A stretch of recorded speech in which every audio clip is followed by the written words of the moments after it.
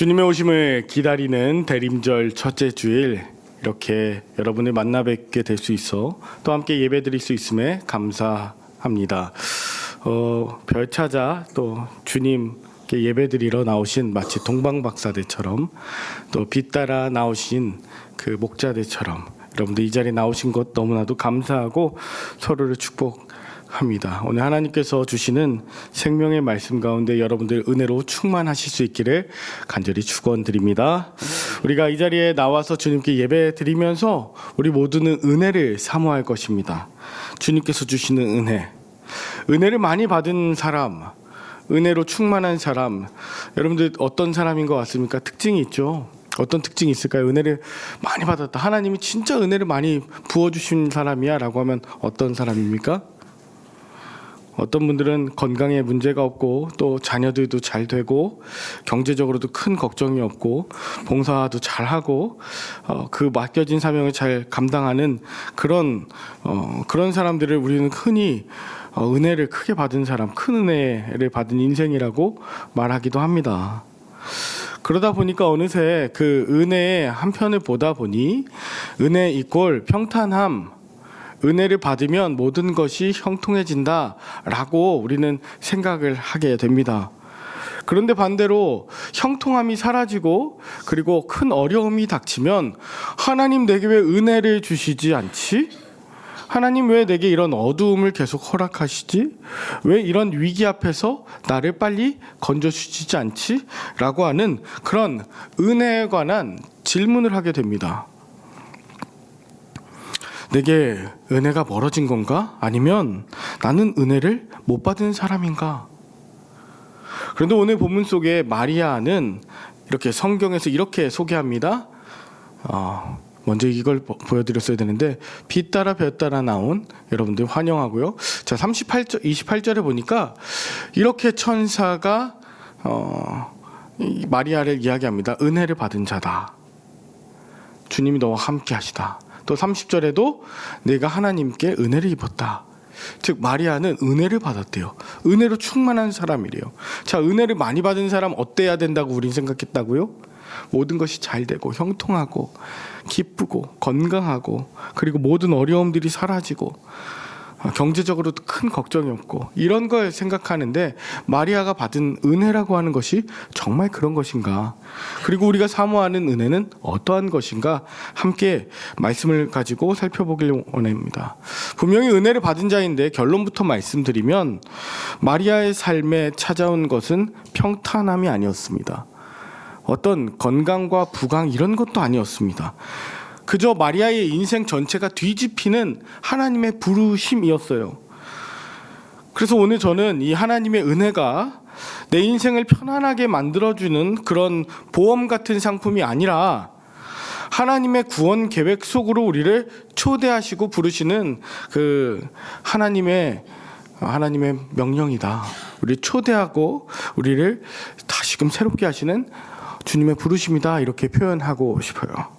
오늘 본문을 따라서 마리아는 어떤 은혜를 받은 모습인지 세 가지로 함께 나눠보면 좋겠습니다. 자, 첫 번째는 은혜는 하나님의 일방적 접근이라는 것입니다. 오늘 본문 26절, 27절에 보면 이렇습니다.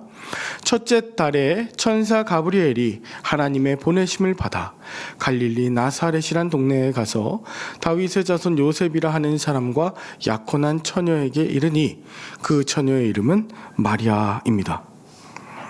자, 여기 나오는 나사렛이라고 하는 곳은 당시 정치, 종교, 경제 이런 중심이 되는 곳이 전혀 아니었습니다. 북쪽의 변두리 마을, 그리고 굉장히 시골입니다. 그리고 여기 나오는 마리아 역시 성경에서 자세히 설명하고 있지 않습니다. 그저 요셉이라 하는 사람과 약혼한 처녀, 배우자로서 소개되고 있지 마리아에 대해서는 그렇게 자세한 내용이 나오지 않아요. 즉 세상의 기준으로 보면 무명한 소녀입니다. 평범한 자이죠. 그런데 그에게 천사가 다가와서 이렇게 말합니다. 은혜를 받은 자여 평안할지어다.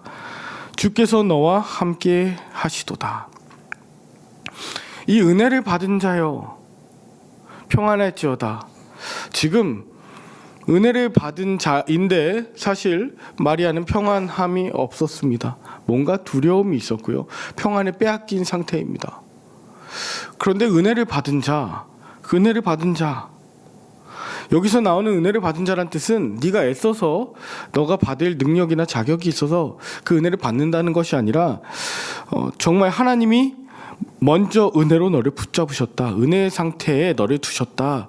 하나님께서 먼저 찾아오시고 하나님께서 말에 건네주시고 하나님께서 먼저 구원하셨다라는 뜻이에요. 자기가 얻은 것이 아니라 오늘 그냥 선제적으로 주신 것이 바로 은혜였습니다.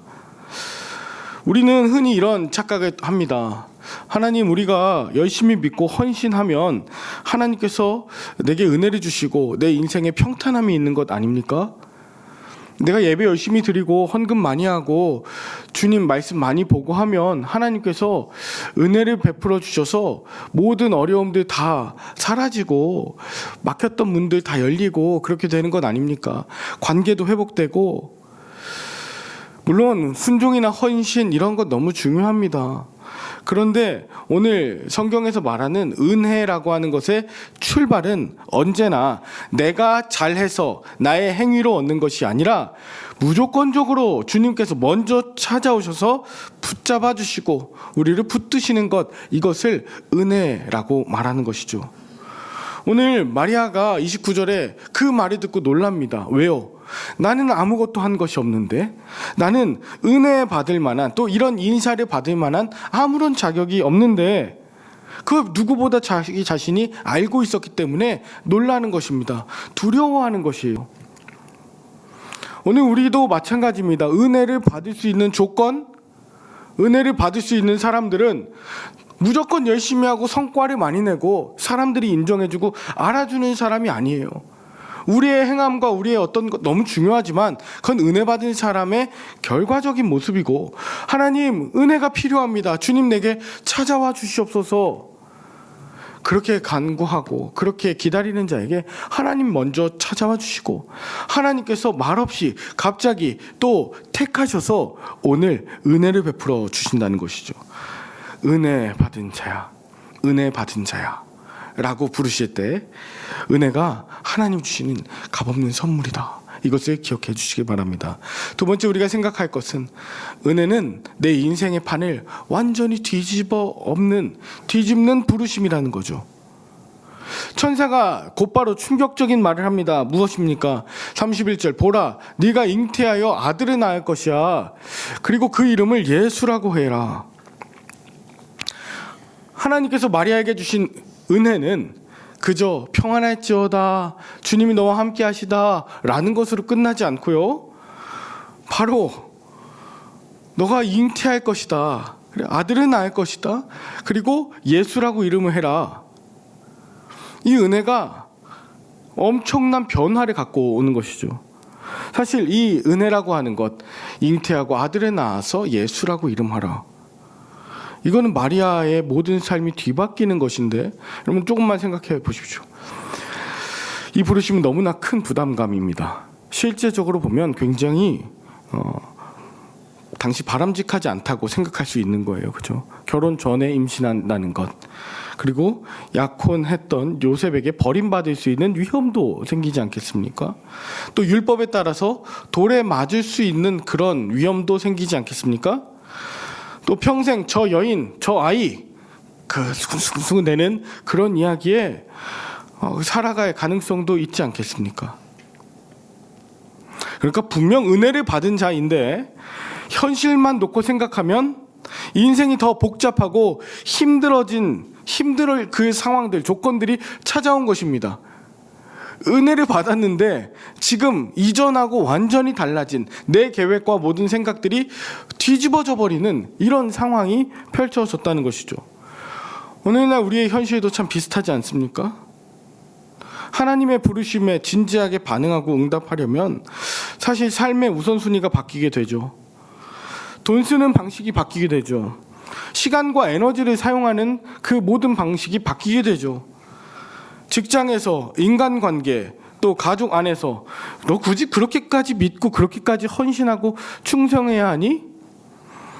이런 시선을 감수해야 될 때도 있습니다.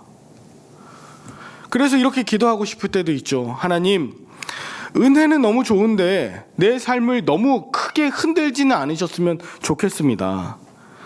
그냥 조용히 나를 위로해 주시고 내가 하는 일에 묵묵하게 그냥 도와주시기만 하면 좋겠습니다. 그런데 오늘 본문이 보여주는 은혜는 완전히 달랐죠. 은혜는 자신의 인생을 더 단단하고 온전하게 고정시켜주는 또 완충작용을 해주는 쿠션이 아니라 하나님 나라를 위해서 내 인생 전체를 다시 뒤집어 엎고 다시 짜시는 엄청난 위기이자 도전입니다. 그런데 본문 32절과 33절에 보니까 그가 큰 자가 되고 또 지극히 높으신 이의 아들이라 일컬어질 것이고 주 하나님께서 그 조상 다윗의 왕위를 그에게 주실 것이며 영원히 야곱의 집을 왕으로 다스리실 것이며 그 나라가 무궁하리라 말씀하십니다. 즉 마리아의 계획이나 마리아의 뜻이나 마리아의 상황을 살피시는 것이 아니라 대신 하나님의 큰 구원의 계획을 지금 선포하시죠. 그 예수님을 통해서 큰 자, 즉 메시아로 구원하는 자가 될 것이고 지극히 높으신 이의 아들이라 일컬음을 받을 것이고 다윗의 왕위가 이어질 것이며 야곱의 집을 왕으로 다스릴 거다. 이스라엘의 그 놀라운 왕으로 보내셨다는 하나님의 계획을 얘기하고 계세요. 마리아의 입장에서 보면은 자신의 계획은 완전히 흔들립니다. 거의 다 흔들려요. 대신 하나님의 온전한 계획, 큰 계획을 받게 됩니다. 하나님의 큰 계획 속에서 새로운 비전과 미래와 정체성들 이런 것들이 생기게 됩니다. 은혜는 내 인생 스토리 안에 하나님의 도우심이 있고 하나님께서 내 삶의 조연으로 들어오시는 것이 아니라 하나님의 거대한 스토리 안에 내가 들어가는 것이죠. 주연이신 하나님의 그 은혜, 그 스토리를 내가 알게 되고 그 가운데 동참하게 되는 것, 내가 조연이 되는 것, 그것이 은혜입니다. 오늘날 우리에게도 마찬가지입니다. 은혜를 받으면 내 꿈을 이뤄주시는 하나님에서 하나님의 꿈 안에 들어가는 나, 이렇게 바뀌게 됩니다. 이렇게 뒤집혀야 돼요. 관점이 나 중심에서 하나님 중심으로 뒤바뀌어지는 것, 그것이 말로 형용할 수 없는 하나님의 은혜입니다. 그래서 은혜는 우리의 인생을 마음대로 또 내가 원하는 대로 안전지대로 옮겨주는 편의 서비스, 그 원클릭 시스템이 아니라 하나님께서 세상을 구원하시기 위해 나를 부르시고 나를 재배치하시고 사용하시는 그 초청장, 또 하나님의 그 말씀, 그 가운데 응하는 그런 아름다운 만남이 되는 것이죠. 자, 마지막 세 번째는 은혜에 대한 참된 응답입니다. 마리아가 이렇게 물어요. 나는 남자를 알지 못합니다. 어찌 이 일이 있을 수 있겠습니까? 나는 남자를 알지 못하는데 어떻게 이 일이 있을 수 있겠냐? 이 질문은요, 불신앙적인 반항의 질문이 아니라 주님, 내가 도저히 이해되지 않습니다. 제가 어떻게 그 일을 감당할 만한 사람입니까? 정직한 신앙의 질문이에요. 주님, 자세하게 설명해 주십시오. 내가 다 이해하지 못했습니다. 라고 하는 것입니다. 이해한 척하지 않았습니다. 우리가 하나님의 부르심 앞에서 주님, 어떻게 이 일이 가능한지 모르겠습니다. 하나님, 정말 그 일이 가능하겠습니까? 내가 은혜 받기에 합당한 자입니까? 하나님, 그런 일들이 정말로 일어나겠습니까? 라고 묻는 시간, 그 시간을 통해서 우리가 받은 은혜가 더욱 견고해집니다. 현실적으로 불가능해 보이는 사명, 숫자와 조건으로 계산이 안 되는 그런 일들, 가족과 미래들을 생각하면 감당하기 힘든 선택이 있죠. 앞이 보이질 않아요. 어떻게 그런 일이 있을 수 있을까? 정말 이루어질까? 하나님 내게 응답해 주시고 은혜 주시고 사인 주신 건 분명한데 정말 그것이 이루어질까? 라고 하는 것 앞에서 하나님은 묻지 말고 그냥 해라고 하지 않으십니다. 그 사명을 감당할 만한 말씀과 그리고 근거들을 우리에게 순간순간 보여주시죠. 연말 연시를 앞두고 각 기관의 기관장들을 선출합니다. 그리고 리더들을 선출합니다. 은혜로 내가 하나님의 부르심 가운데 그 일들을 감당할 그 어떤 부르심을 받았을 때 저는 못합니다. 주님, 저는 마리아처럼 주님, 저는 어떻게 그 일을 할 수 있겠습니까? 주님이 더 잘 아시잖아요 라고 반응할 수도 있습니다. 그런데 그때 몰라가 아니라 그 일을 가지고 주님 앞에 기도할 때 하나님이 마치 마리아에게 이런 말씀을 주시는 것 같은 그런 응답을 들으신 분들 계실 거예요. 성령이 내게 임하시고 35절입니다. 지극히 높으신 이의 능력이 너를 덮어주실 거야. 성령이 너에게 임하시고 하나님의 능력으로 네가 인도함 받을 거야. 그리고 이렇게 말씀을 주실 뿐 아니라 36절 37절 보라 내 친족 엘리사벳도 늙어서 아들을 배었어. 본래 임신하지 못한다고 알려진 이가 이미 6달이나 되었어. 대저 하나님의 모든 말씀은 능치 못하심이 없어. 하나님 말씀 주실 뿐 아니라 그 말씀을 이루어가고 계시는 주변의 동역자들도 보여주시죠. 엘리사벳도 그렇게 되고 있고 말씀도 그렇게 말씀하고 계시니 여러분, 우리에게 맡겨주신 수많은 일들과 아직 해결되지 않은 또 하나님이 은혜로서 우리를 그 놀라운 일들에 초청하실 때 우리는 no 할 수 있지만 그것 가지고 기도할 때 하나님은 분명히 이렇게 말씀하시죠. 반드시 주 성령께서 너와 함께 하실 뿐 아니라 능력으로 도와줄 뿐 아니라 그와 함께하는 동역자들이 있으니 두려워하지 말라, 놀라지 말라, 은혜 받기를 두려워하지 말라고요. 그랬더니 오늘 마리아가 이렇게 대답하죠. 이건 다 같이 함께 읽어볼까요? 시작. 마리아가 이르되 주의 여종이 오니 말씀대로 내게 이루어지이다 하매 천사가 떠나가니라. 아멘. 그래서 여종은요, 주님께 속한 자이죠. 주님의 소유이죠. 나는 내 마음대로 할 수 있는 그런 사람이 아닙니다. 나는 주님의 종입니다. 내 인생은 더 이상 내 것이 아니라 주님의 것입니다 라고 고백하면서 나는 주님의 것이니 주님께서 책임져 주시고 인도하시고 주님의 것으로 사용하여 주실 줄 믿습니다 라고 하는 순종의 고백이었어요. 그래서 온 은혜의 최종 단계는 바로 이것입니다. 하나님, 제 인생의 어려움들, 그런 것들 평탄하게, 내 인생을 평안하게 해주세요가 아니라 거기에서 하나님, 제 인생을 하나님 구원 이야기 속에 자유롭게 사용하여 주시고 엑스트라도 좋고 조연도 좋고 주님의 은혜 가운데 여종처럼 남종처럼 종처럼 사용받고 싶습니다. 주님 은혜와 능력을 더하여 주세요. 이렇게 바뀌게 되죠. 은혜가 평탄함이라고 하는 오해를 넘어서 은혜는 부르심과 참여, 동행, 순종, 하나님의 구원 역사를 이루어가는 멋진 일이다라고 하는 이러한 고백, 주의 여종이오니 라고 하는 고백입니다. 오늘 말씀을 마무리합니다. 여러분, 말씀 오늘 정리하면서 은혜가 바로 이런 것이었죠. 하나님 먼저 찾아와 주시고 먼저 부어주시는 일방적인 사랑이다. 변두리의 나사렛 그리고 무명의 마리아에게 찾아오셨던 것처럼 하나님은 자격 없는 저와 여러분들에게 지금 찾아와 주십니다. 이것이 대림절의 은혜입니다. 두 번째, 하나님의 은혜는 내 인생을 완전히 재편하시고 개편하시는 그런 부르심이었어요. 마리아의 삶처럼 은혜를 진지하게 받아들이면 내 계획과 내 편안함, 내 안정, 이 모든 것들이 흔들릴 수 있습니다. 그러나 하나님께서 완전히 뒤바꿔 주시는 하나님 나라의 조연으로 부르실 때 응답하면 하나님의 그 구원 역사 가운데 동역자로 살아가게 되죠.